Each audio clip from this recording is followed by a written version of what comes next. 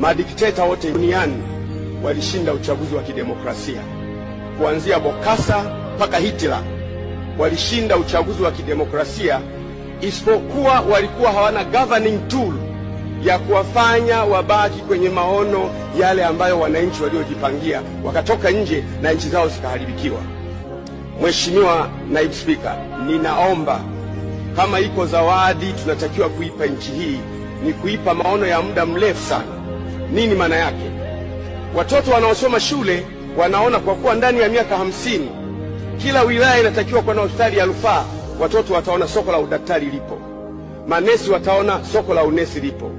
Wanapoona ndani ya miaka 50 kila wilaya itajengwa university, wajenzi wanaona soko la ujenzi lipo, watu wa rangi wataona soko la rangi lipo, watu wa mabati wataona soko la mabati lipo, kwa sababu wanaiona nchi yao kutokea mbali. Sasa na ilani za uchaguzi zinakuwa zinaongelea maono ya nchi. Curriculum, mitaala ya elimu inakuwa inaongelea maono ya nchi.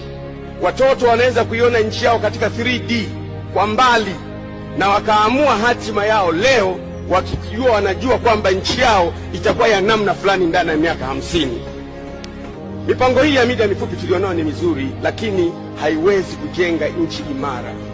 Investment zote zinazoweza zikawa sustainable zikaijenga nchi ni zile zilizowekwa kwa muda mrefu, wafanyabiashara wakaziona, alafu wakamfanya maamuzi leo, na maamuzi yale yakaprevail ndani ya miaka 50.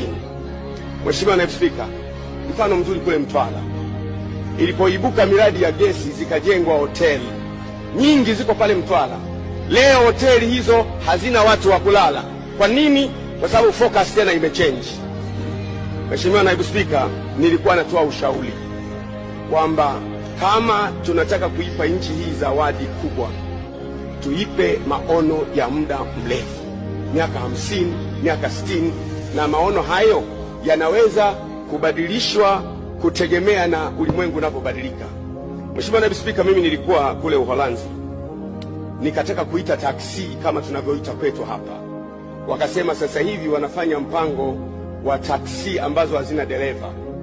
Unaita kwa kutumia simu yako, inakuja haina dereva, unaingia ndani, unaandika namba ya simu ya nyumba unayokwenda, inakupeleka mpaka nyumbani kwa mtu. Dunia ijayo madereva tulionao hawa hatutakuwa nao. Dunia ijayo marubani wa ndege tulionao hawa hatutakuwa nao. Dunia ijayo kuna robot wanasheria. Tunatakiwa tuione dunia ijayo kwa mbali sana, ili kama nchi tujipange kwenye mitaala yetu ya elimu, ili watoto wetu waweze kuhendo dunia ijayo. Mheshimiwa Naibu Spika, nilikuwa namwomba kaka yangu Mwigulu Nchemba pamoja na serikali kwa ujumla. Kazi ya mbunge ni kushauri serikali, na shauri tutafute namna ambayo tunaweza tukaipa nchi mipango ya muda mrefu sana, ili watoto wasipate depression kwa kutokujua Tanzania ijayo. Nakushukuru sana Mheshimiwa Spika.